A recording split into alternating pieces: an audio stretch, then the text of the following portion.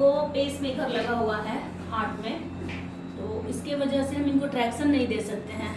और इनका लंबर में बहुत ज़्यादा प्रॉब्लम है, यानी कमर में बहुत ज़्यादा दर्द है, इसके लिए हम ट्रैक्शन दे रहे हैं और थोड़ा क्रैक करेंगे।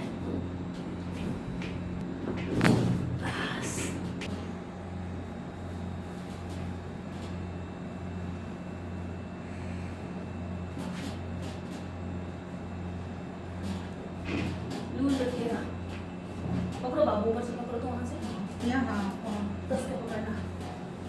सांस लीजिए सर, छोड़ दीजिए, लूज लूज, बस।